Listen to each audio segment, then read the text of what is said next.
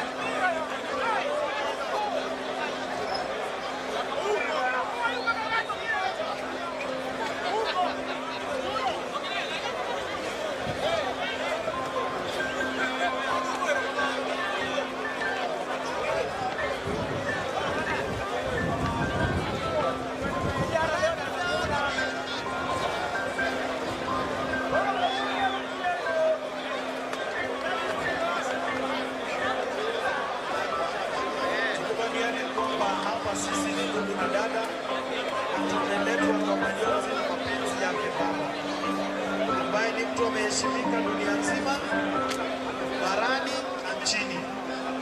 Kwa hivyo tukikaa hapa tukumbuke heshima hiyo.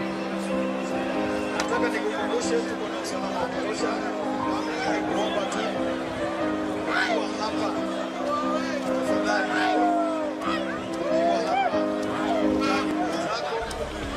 On Triton's online platform, you can obtain your criminal background check in as quickly as 15 minutes. Also, access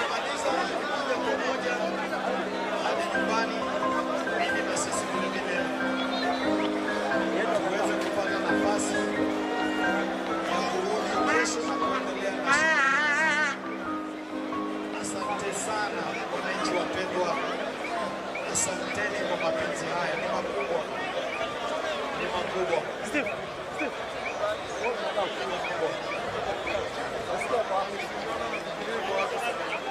Asanteni wananchi wapendwa, umeonyesha dunia nzima ustaarabu wetu kama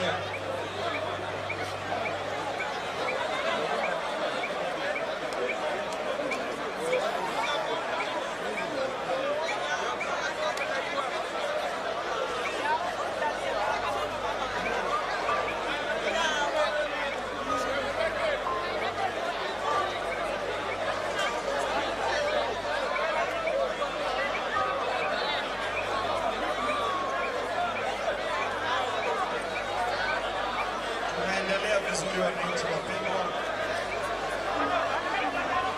muda si muda tutakuwa tunamaliza shughuli hii.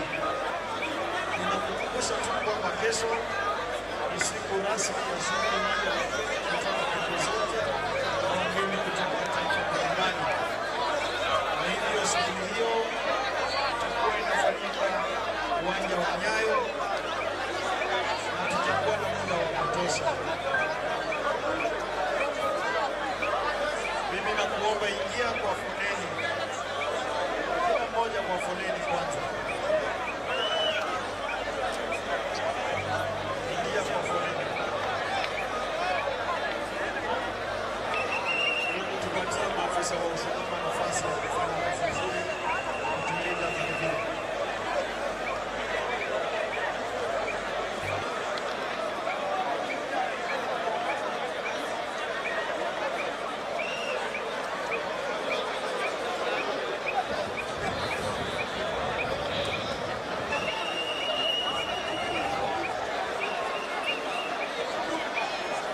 Tuendelee kusonga kwa laini hiyo, tunasonga vizuri kwa haraka kwa huo ndio muda.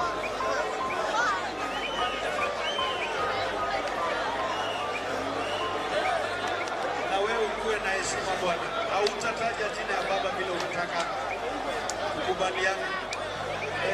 Utaweka heshima. Hiyo jina hautacheza nayo, siwezi kuruhusu.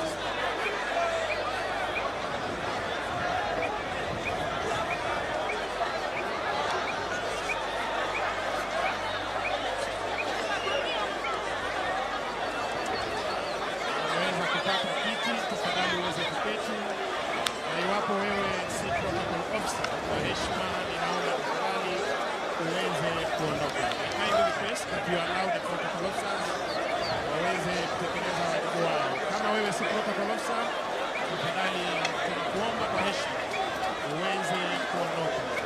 Tunaomba kwa heshima, iwapo umepata kiti uweze kuketi tafadhali. Kwa heshima tunaomba kutekelezwe ndiposa tuweze kuendelea.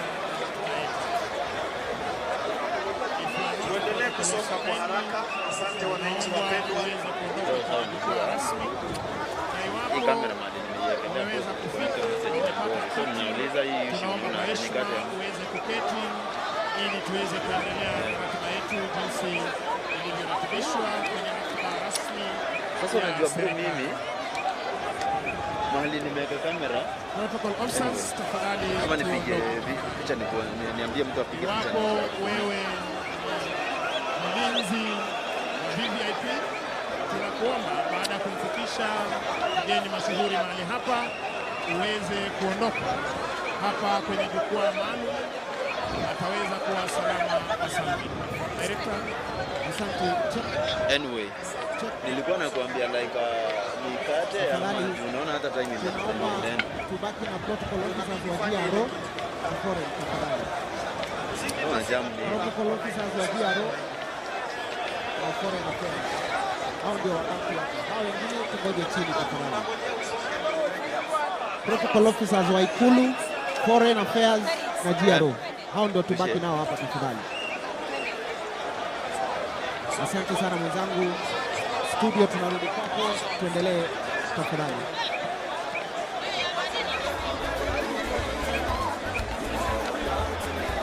Kila mmoja kwa foleni ndio tuweze kumaliza shughuli.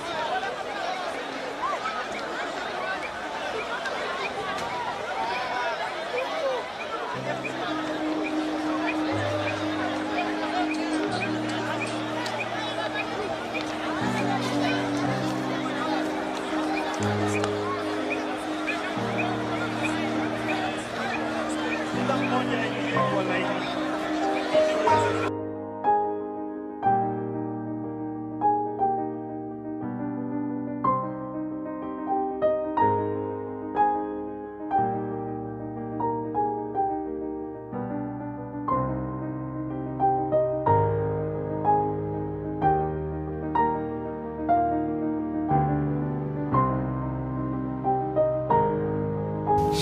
Kuna mtu ameniuliza hapa mitandaoni akasema, muulize Dennis, ni mtu wa shule ambako ulisomea KMC miaka hiyo. muulize kumhusu Morris Ogeta. Anaendeleaje? Sababu kila mmoja amemzungumzia mlinzi wake Raila Odinga. Alikuwa naye kule India, ameonekana amejawa na majonzi, simanzi walipokuwa pale JKIA. Sijui kama umezungumza naye, anaendeleaje? Kwa kusema kweli sijapata nafasi, kwa sababu hata jana nilipoenda nyumbani kwa mheshimiwa Raila Odinga, mheshimiwa rais alikuwa huko, hatukupata nafasi ya kuongea na mtu yote ambaye alikuwa pale. Na Morris hakuwa amerejea, walirejea leo asubuhi kutoka India. Lakini ambaye ako karibu na yeye sana alinielezea kwamba ako sawa. Lakini unajua kama ulienda na mkubwa wako akikuwa hai, unarudi na yeye akikuwa ndani ya jeneza. Alikuwa karibu kupona, alikuwa narejea, alikuwa shapona. Mheshimiwa Odinga alikuwa anafaa kurudi nyumbani wikendi ya kuja, na vile Mheshimiwa Buru alikuwa amesema alikuwa ameongea na yeye baada ya kufanya hiyo surgery kidogo alikuwa amefanyiwa. Kwa hivyo alikuwa anarudi nyumbani na alikuwa sawa kabisa. Kwa hivyo kwa Morris ambaye pia alikuwa his own personal physiotherapist, by the way, sio kama unajua. Yes, alikuwa mtu wake wa kumganda na alitrainiwa kama physiotherapist. Alikuwa mlinzi na alikuwa pia physiotherapist. Na safari yao ilianzia katika ukumbi wa gym. Hapo ndio ilianzia, na akampeleka Israeli akatrainiwa, akapata kufunzwa mambo ya usalama. Pia George pia akaenda Israeli pia kufunzwa mambo ya usalama. Kwa hivyo Morris huu wakati wake ni mgumu sana, kwa sababu pia yeye ni wale watu ambao wakaribu sana ambaye wanajua mzee akikaa akinyamaza wanajua inamaanisha nini, akiongea akigeuka. Unajua Raila Odinga ni yule jamaa ambaye ni yule kiongozi ambaye tukikaa na yeye, kwa mfano tumekaa katika dais na kuna rally mahali tuseme tutononoka, alafu ageuke angalie nyuma, sisi wote tunaangaliana nyuma. Huwezi jua anatafuta nani. Na akifanya mkono hivi, sisi wote tunakimbianga kwake, kwa sababu ujui anataka nini, ujui anataka kuongea na nani. Na mara mingi pia unajua Mheshimiwa Raila pia akiongea huko unamsikia sana. But lazima mkaribie sana. Lazima umkaribie uelewe anasema nini. Lakini kwa sababu tulikaa na yeye sana, tungekuambia sasa mzee amechoka anahitaji soda, mzee amechoka anahitaji maji, mzee amechoka anataka kutoka hapa. Hii ilikuwa kazi yetu kujua. Hata kama nilikuwa mwanahabari wake, pia hiyo kazi pia tulikuwa tunafanya kwa zamu. Tulikuwa tunafanya kwa zamu. Kwa hivyo kwa sasa nafikiria ni pigo kubwa sana kwa Morris.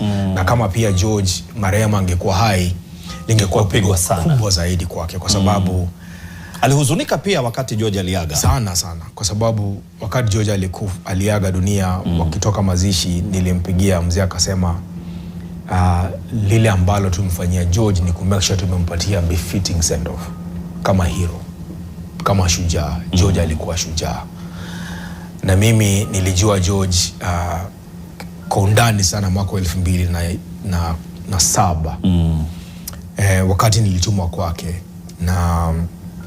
na mtumishi mkubwa mmoja wa serikali nipate kumpelekea kifaa fulani ambacho alikuwa anatumia kwa kazi yake. Na hiyo ni wakati nilijua George mpaka kwa sasa. Na pia nilikuwa natumia George sana kumwelezea mambo mawili matatu, na nilifanya na mimi nikakuwa na wandani sana na Mheshimiwa Raila Odinga ambaye kwangu bado ni rais wangu mpaka kwa sasa. Lakini rais ambaye ako mamlakani pia ni rais wangu. Lakini unajua kwa kota zetu tulikuwa na rais wetu lakini rais wa taifa ni rais William Ruto. Kwa hivyo ni wakati mgumu sana. Si kwa George peke yake. Kuna Raila Odinga alikuwa na an entire system. Alikuwa na wapishi, alikuwa na madereva. Kwanza kuna dereva mmoja na mwitango Mwami ambaye alianza kufanya kazi na mzee akikuwa kwa Ministry ya Energy. Kitambo na alikuwa naye mpaka sasa. Kitambo. Huyo sasa hata mimi nimeshindwa kumpigia simu kwa sababu sijui nimwambie nini. Kuna wale walinzi wake ambao walianza na yeye akikuwa youth leader mpaka sasa hivi. Kwa ufupi ni kwamba kwa zaidi ya miaka 40 kuna watu ambao wameishi miaka zaidi ya 40 wakingoja Mheshimiwa Raila Odinga kuwe rais.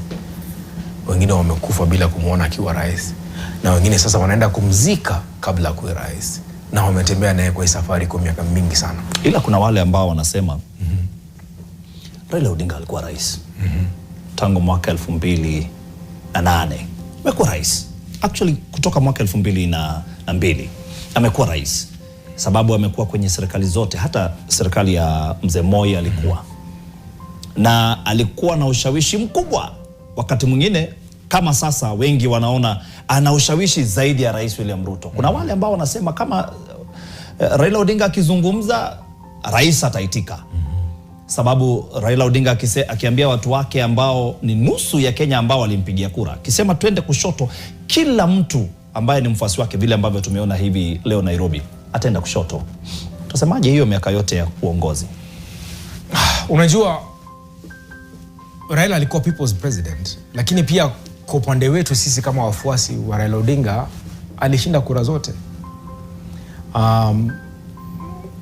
Kura ambayo niko na taswishi kama tulishinda hatukushinda ni kura ya mwaka wa 2013, kwa sababu mimi sikuhusika kabisa katika kura hizo. Lakini kura ambao mimi najua tulishinda chini ya katiba mpya. Ya chini ya katiba mpya. Hiyo sijui vile ile kwa sababu mimi sikukuwa, but kura ya mwaka 2020 na pia nitaomba hao watu wote wa hapa juu manze, kama una kazi hapa juu manze, 22 na mwaka wa 17 no ile ya nyuma 207. Yes. Hiyo kila mmoja huwa anajua kile ambacho kilifanyika. Kwa hivyo lakini pia kuna tofauti. Unajua ukikuwa rais wewe ni commander in chief. Tafadhali tunaomba kwa heshima kabla the Kenyan people. Kuna mheshimiwa rais ambaye ni commander in chief of the Kenyan Armed Forces. So na sheria recognize yule ambaye amekalia kiti cha commander in chief of armed forces. Hiyo ni tofauti kubwa sana. Lakini la kuhuzunisha ni kwamba hatukupata nafasi ya kuweka programu zetu, hata kama tulikuwa na ushawishi mkubwa sana kama Raila Odinga ndani ya serikali na nje ya serikali.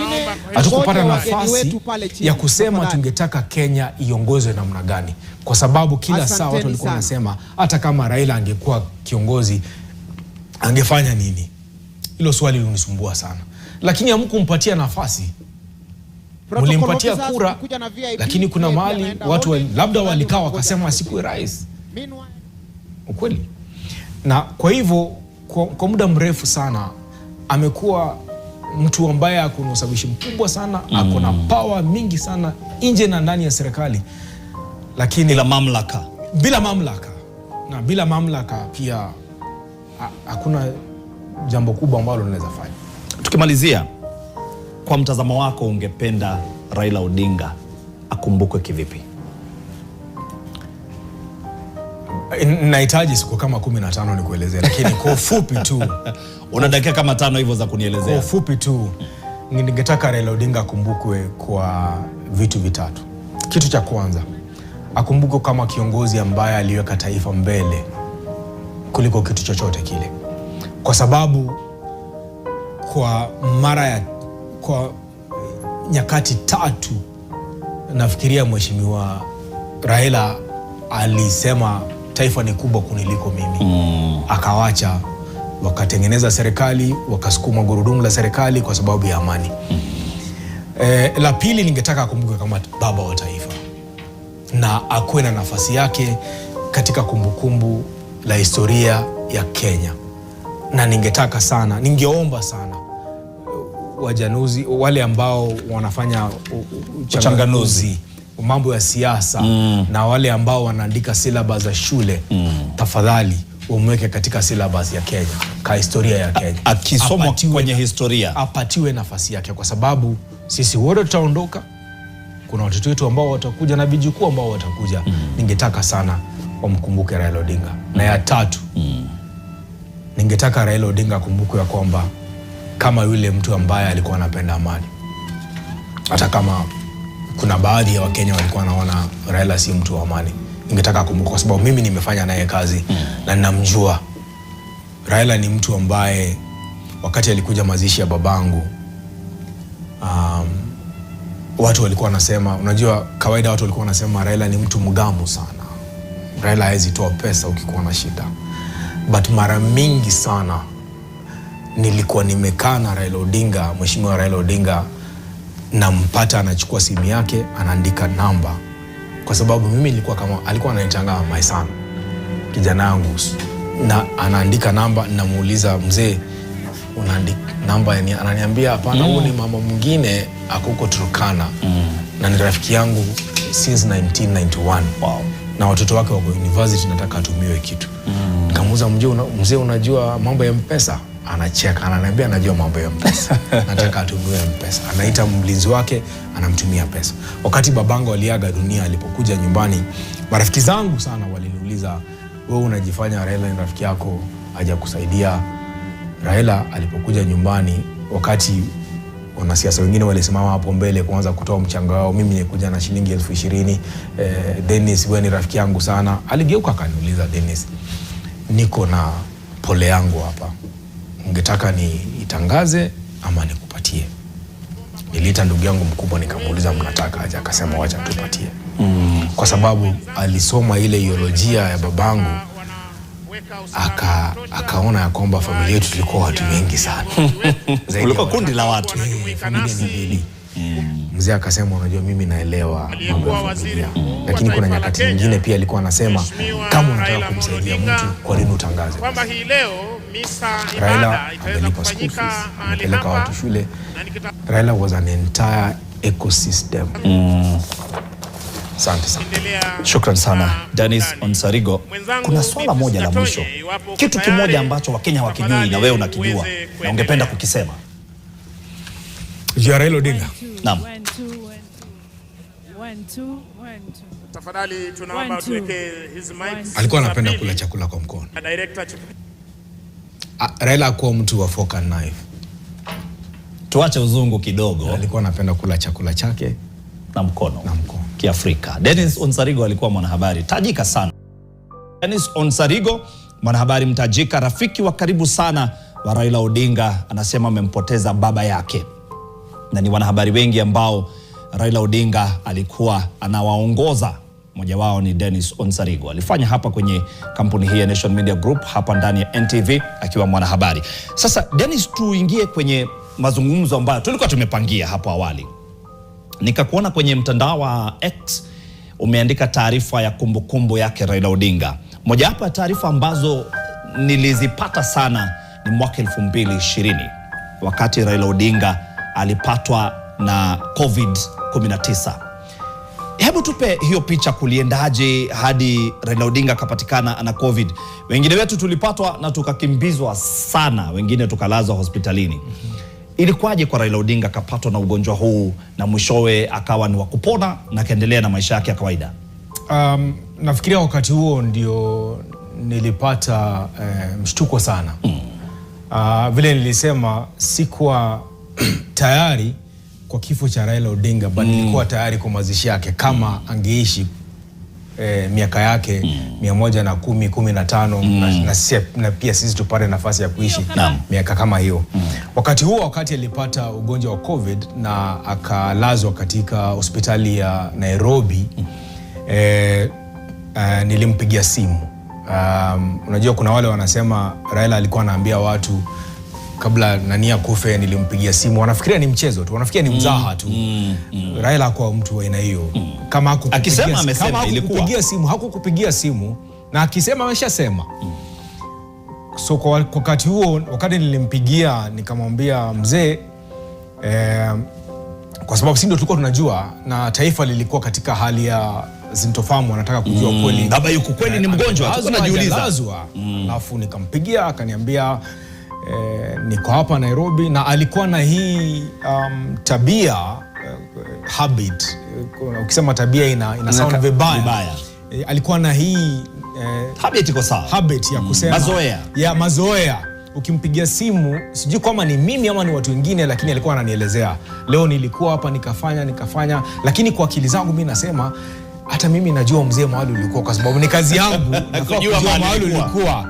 Lakini utamsikiza tu akuelezee, leo nilikuwa hapa, nimetoka Bondo, nilikuwa na rafiki zangu wengine huko, nini all those things.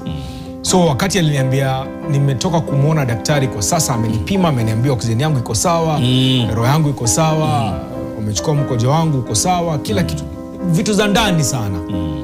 Alafu nikamwambia mzee, tulikuwa nauliza kama tuliambie taifa kwamba uko hospitali. Akasema waambie kwa sababu ninapona. Alisema nitapona. Na akasema, na akacheka akasema si mimi peke yangu niko hapa Nairobi hospitali. Pia nasikia rafiki yetu Pombe Magufuli pia yeye ako hapa karibu na mimi. Ni rais wa Tanzania kwa rais wa Tanzania. Lakini nikamwambia mzee mimi sijajua. Akaniambia ni kama lakini pia yeye atapona. So nikamwachilia, tukaweka taarifa kwa tukasema amepona. Wakati alitoka hospitali tuliweka picha yake akifika nyumbani. Lakini kwa zaidi ya mwezi kama mmoja hivi ulikuwa wakati mgumu sana kwa wale wa ndani, akikwemo huyo hapo Morris ambao umemwona. Kwa sababu sasa ilifika mahali hatungemuona, tuliambiwa tumpatie nafasi sana. Yes. Lakini ilifika mahali akapona. Nikaenda kumuona, nikafika kwenye lango lake kuu nyumbani. Nilimpigia simu asubuhi, nikamwambia mzee unaendeleaje? Ilikuwa kama wiki 2 sasa baada ametoka hospitali, ama wiki 3 hivi. Nikampigia, akaniambia kwa sawa, lakini nilimsikiza ni kama alikuwa anashindwa kupumua akiongea. Nikamwambia mzee, nakuombea upate nafuu. Akaniambia no, niko sawa na getting better. Akaniuliza uko wapi? Kawaida Mheshimiwa Raila akikuuliza uko wapi, ujue anakuhitaji. Anza kuondoka mahali. Nikamwambia niko hapa karibu na Karen. Sikukuwa Karen, nilikuwa mahali fulani huko Mombasa Road. Akasema basi kuja nyumbani tupate chakula cha mchana. Nikatoka, nikaelekea, nikafika kwenye lango kuu la nyumbani, nikakutana na George marehemu, bodyguard wake. Alikuwa rafiki yangu sana pia. Na yeye pia tunatoka mbali sana. Hiyo ni story for another day. Nikafika, nikamwambia George, akaniona, akaniambia bro, leo huwezi muona mzee. Nikamwambia George, amenipigia, akaniambia bro, sijui kama, nikamwambia amenipigia. Hapo tu mzee akanipigia, akaniuliza uko wapi? Nikamwambia mzee, hata nimefika kwenye lango kuu, niko hapa na George. George kwa sababu ni askari, angengoja, angesema wacha ni akaniambia nenda umuone. Kufika kumwangalia mzee, alikuwa katika hali mbaya sana, lakini alikuwa sawa. Alikuwa na mipira za oxygen hapa, za pumzi, na alikuwa anajaribu kukula. Na hiyo siku tulikula na yeye, nakumbuka tulikula ugali, ilikuwa kala kama hii. Okay? I think ni yellow maize something. Yeah. Ilikuwa hii ugali ya kimombo hivi. Na tulikula omena. Alafu mzee akaniuliza kwa Kikisii, mnaita omena nini?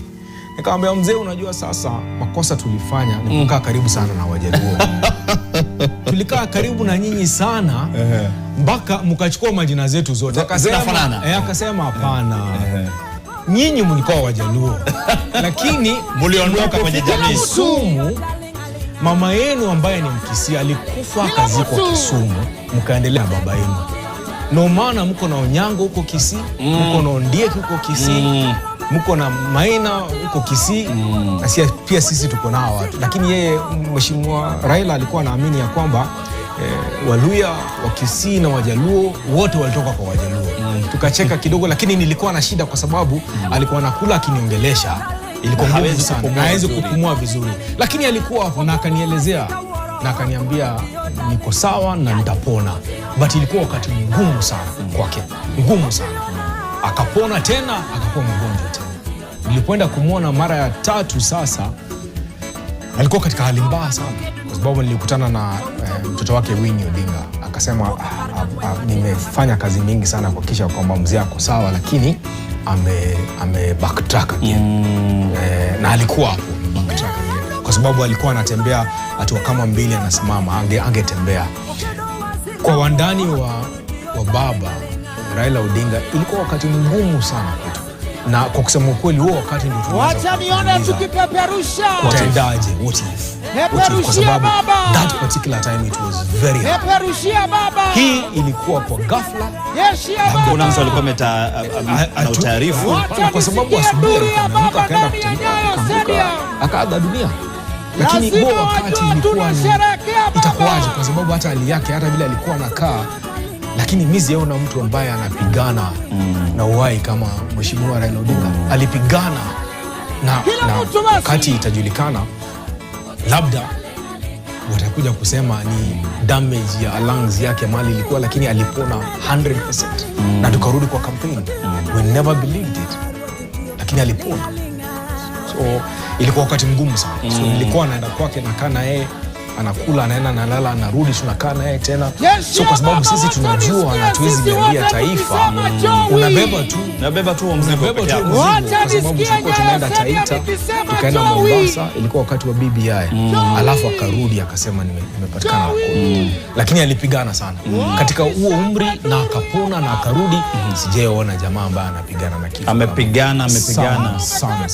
Na kwa miaka hiyo ni wengi sana ambao hakutoka hospitalini kwa umri huo. Watu wachanga sana waliaga dunia wakati huo, lakini na hali yake vile amekuwa katika jela miaka 9, amepigwa na mawimbi mengi sana ya siasa, amepoteza kura, amepoteza mtoto wake, amepoteza jamii yake. Ukimwangalia na akapigana na COVID na akarudi, I think that was the most trying times for us kama timu yake, kwa sababu ilifika mahali hata ukienda kumuona watu walikuwa wanarudishwa, lakini yeye somehow angepata nafasi ya kupigia watu. Hata huo Morris mzee alimpigia akamwambia, ninajua sijawapatia kitu yoyote kwa zaidi ya mwezi mmoja sasa, kuja nyumbani. Akawalipa. Wow. Walikuwa Raila Odinga, hata akikuwa mgonjwa walikuwa nakumbuka, niko na watoto wangu, niko na timu yangu, na sasa hawana kitu. Now, our time close to this in 2022, the late Raila Odinga and People's Liberation Party leader Martha Karua were strategizing following the former Prime Minister's fifth stab at the presidency, which proved to be elusive. Martha Karua, who deputized him, explains why their deep-rooted history sprawls far beyond politics. In a sit-down interview with NTV's senior reporter Ngina Kirori, the party leader shunned the organization of the late Raila Odinga's memorial and why President William Ruto should borrow a leaf from Raila Odinga's book. Thank you so much for joining us, and I'd like to first start by asking you something that might be a bit personal. I've noticed that this is the dress that you are wearing on the day that you are named as the late Raila Odinga's running mate. Could you tell us a bit more about why you chose this particular dress and what it means to you? Well, I chose it intentionally. It reminds me, like you've rightly pointed out, of the 16th of May 2022, when Right Honorable Raila named me his running mate. And we started the journey of campaigning to win the hearts of Kenyans. Our retiree together with the era. His passing is the end of an era. Yeah, so it should come as no surprise. Now, a lot of people know your rapport or your relationship with the late Raila Odinga because of the 2022 general elections, but you go way back in terms of your historical ties. I believe you went into parliament at around the same time and you established a very strong rapport between one another. So who was the Raila that you knew at a personal level during that time as opposed to the Raila that people think that you know recently? Let me say that I got to know him before I entered parliament. I was among his many lawyers when the government was arresting, putting him in and all that, in the run-up to the multi-party politics. He and I were part of the group that were in the trenches fighting for the second liberation. Raila is the sort of person you disagree with on principle, you will still continue talking and engaging. He never really carried grudges. You will disagree today, work with him tomorrow. And perhaps that's why he was able to do so many handshakes to people who had not only, violated his rights, but the rights of others. Yeah, a person with a large heart. You and the late Raila Odinga fell under most opposition movements that were championing for various causes and other, sort of movements in that direction. So when it comes to the opposition, it's almost synonymous with the late Raila Odinga. There's a huge vacuum that's going to be left as a result of that. What do you think the future of Kenyan politics looks like without the late Raila Odinga? He's watered the tree of liberation, and it's up to those of us who are left behind, both young and old, to carry on. And I think the greatest honor we can do in his memory is carry on with the liberation. And actually, I take this opportunity to call upon Dr. William Ruto. It's time to stop the abductions. It's time to stop extrajudicial killings and enforced disappearances. I recall even when they were collaborating with the late Right Honorable Raila Odinga, Raila severally telling him publicly to end this trend. It's time we honored the Constitution Raila and many of us so much fought for, the 2010 Constitution. It's time we honored the aspirations of Kenyans. Stop corruption, fight it, and ensure that the state serves the best interests of Kenyans. I know that even when Right Honorable Raila Odinga joined the broad-based government, maybe it was in his belief that it will serve the interests of the people. In my view, I didn't think it would, because I happened to know that he may have done so in good faith, others may not have. And so far, I'm vindicated. So I'm saying to Dr. William Ruto, perhaps time to put in something for the people. If you listened to Right Honorable Raila Odinga, he said that's where working with the government would take us. We are not yet there. And it's up to us as Kenyans to continue fighting for our rights, never to give up, never to allow the Constitution to be violated, to be dismembered, like the efforts that are there now for this 7 years. You are elected for 5 years. You cannot extend. It's a breach of contract and is altering the character of the executive, which must go to the referendum. So let's start following what our rules say, and that's the Kenya I believe Raila Odinga was fighting for. Would you ever consider working with William Samoei Ruto, the president right now? Would you ever consider working with him in future, considering that you once said that you wouldn't work with maybe Raila Odinga, and that ended up changing course? I think there's no comparison, absolutely, between the late Right Honorable Raila Odinga and Ruto. And the day I said I would not work with Raila, he was running for president. I was running for president. There is no way you can work with the opposite person unless if you are surrendering your run. It is within that context. But if you look at what he has fought for and what we have been in the trenches for, we have so much in common with him. Whereas on the other hand, with Dr. William Ruto, very little in common. We have had occasion to collaborate, like we collaborated on the issue of rejecting BBI, but it was totally limited to fighting BBI. Thereafter, there was talk of working together, and soul searching myself, I had to answer in the negative that not in good faith, I can't. Yeah, and I don't even think today, because I know deep down in me, he doesn't mean what he says. I am not the only one to say that his DNA is to lie throughout and to almost believe in his own lies himself. And I do not think that he is ever guided by the best interests of the people. So to that extent, no, I cannot at all consider working with him.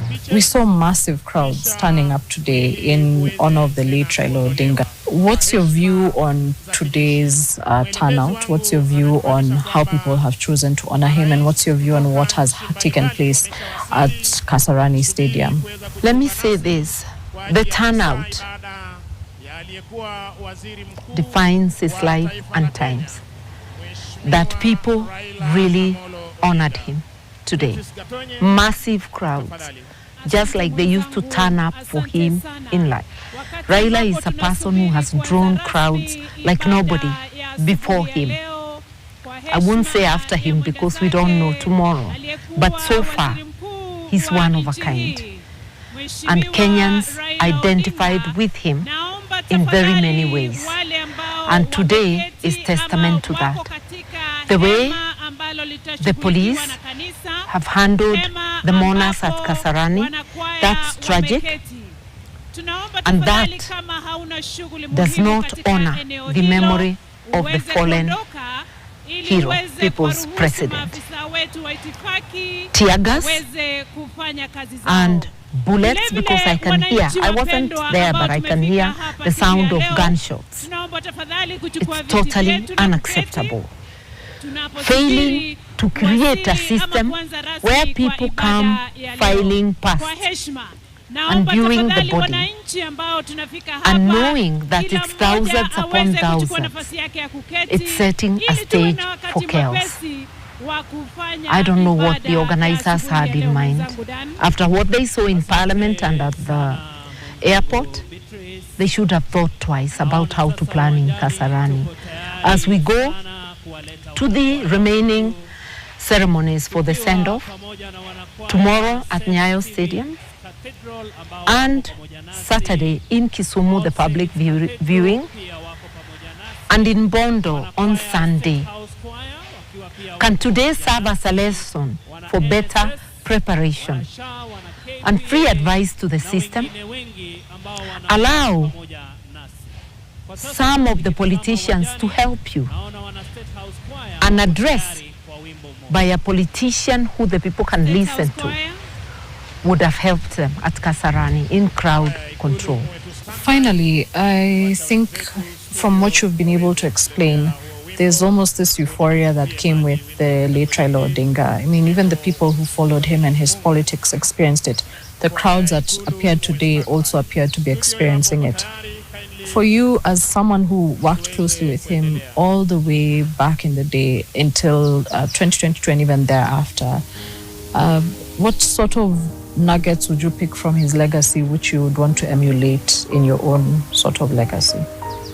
Just work in the best interests of the people, remain resilient, and continue on the path of what is best for Kenya.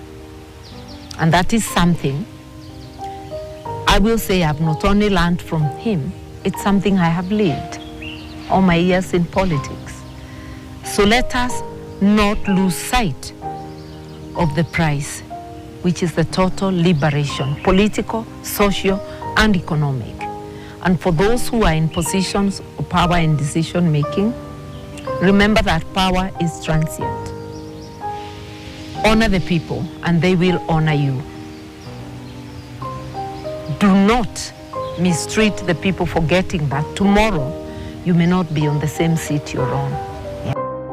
TV tonight, where we are having our extended coverage on the death of former Prime Minister and ODM party leader, that is Raila Amolo Odinga. And we're now joined in studio by Mukhisa Kitui, who is a former cabinet minister, a former MP, former presidential aspirant, and who worked with Raila Odinga, even including the Kibaki, the Grand Coalition government. Thank you for joining us on NTV tonight. Thank you. Bwana Kitui, maybe begin by, where were you when you heard about this, and what was your initial, reaction? No, I heard this in my working hours this morning at home. Yeah. And what was your initial reaction? I mean, no, of course, first of all, seeing it on social media, I thought it was just part of the tradition of Kenyans manufacturing deaths and hyper news. And in fact, I protested to a certain chat wall that somebody is being reckless with spreading unverified rumors before I checked with members of Raila's family and discovered that it was true. Yeah. All right, and what are some of your personal memories with Raila Odinga? You worked with him, you've been in this political space with him from decades ago. No, I have known Raila fairly closely in different phases. First, after he was released from detention, those were the years when we were just in the process of starting to form the Mageuzi predecessor to what people call the Young Turks. And then there were attempts to rearrest and detain him. And in that period, I hid Raila in my home for some time while we were trying to see how we could get him out. In fact, I remember the day we drove, my wife was driving a car with Raila disguised like an old woman with thick glasses in the back of the car with me. And our aim was to drive him into the basement of the American embassy to try to see if we could get admitted to be taken to the US as a refugee. They blocked us at the entrance into the American embassy basement. Which year was this? I think it was 1990 or 91. Okay. But because the cover had been blown, I couldn't take him back to my house. So together with Anyang Nyongo and James Orengo, we took him to a new place, a friend who lived in Loresho, from where we eventually sprinted him out over the lake to Uganda on his way to Norway. Then we have been dealing politically since then, from that period through his stay in Norway. And when he came back, when we were continuing with the work between the so-called Young Turks and Jaramogi and others for the second liberation. And he joined our ranks and worked together. He was particularly important mobilizing when Ford broke into two parties, Ford Asili and Ford Kenya. And he was a very, very practical, hands-on mobilizer in our group. Okay, and when you speak about the Mageuzi, just talking about the fight for democracy, constitutionalism, Raila Odinga is one who you cannot, by any means in Kenya, overlook. Do you feel he's a very central person in this whole clamor? And even with that, there are some who have accused him of using pivotal moments in the country's democratic journey for his own purposes, while others have said that it is selfless statesmanship. I don't think that there's any clear-cut way you can say if a person changes alliances, he is moving around for his selfish reasons. Many times, when Raila moved from opposition to enter government, starting with in 97, going into a coalition with President Moi, and later on going into coalition with President Uhuru Kenyatta, and now with President Ruto, you could disagree with his logic on why it was tactically useful to do so. But I don't think that you could always say that it was personal ambition above all else. And some of the time, I may not agree with what he does, but I could see sense in why he believes he's doing the right thing. I'm one of the people who talked to Raila and tried to dissuade him from joining a coalition with President Ruto. And we disagreed, but he seemed to seriously believe that stabilizing the situation in the country after Ruto appeared to be in panic over the Gen Z uprising was necessary to just keep peace and calm and steady the ship. And that goes beyond any personal ambitions for power.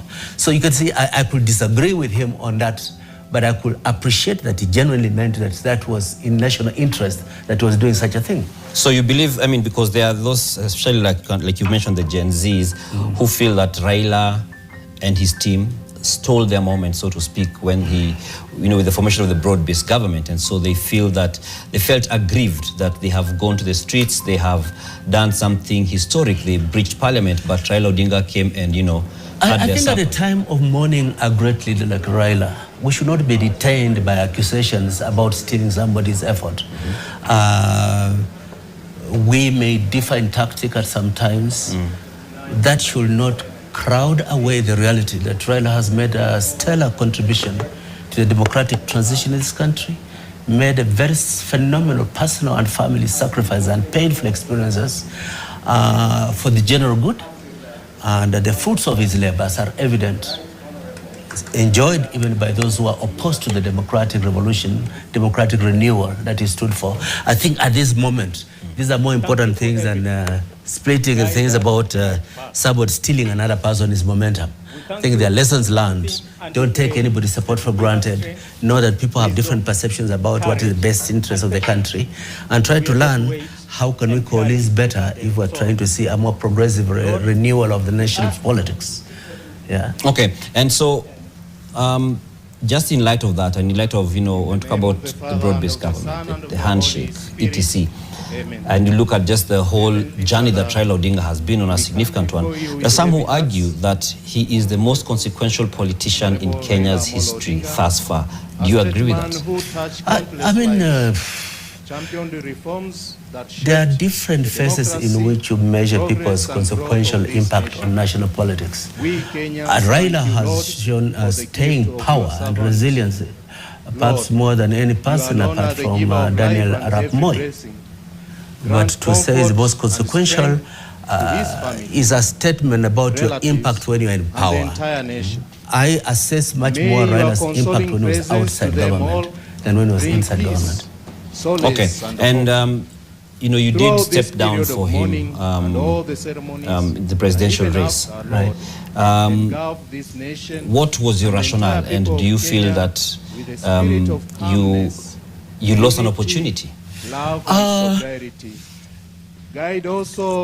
If we have a shared goal about changing, defeating a political group, like we are united in our desire that Ruto should not become president of Kenya, you get to a point where you say, fielding many candidates defeats the purpose why we are trying to do what we're struggling about. There are enough opportunities for many of us to have a role in government without all trying to become president. That's exactly the same thing that we're trying to do today as an opposition, uniting different persons with presidential ambitions. And between me and Raila was more than 10 years older than me. I said, if one has to step aside for another, it is easier that I do step aside for him. He had more resources for the campaign. He had established footprint across the country. He had been around for a long time. Had been out of the country for the better part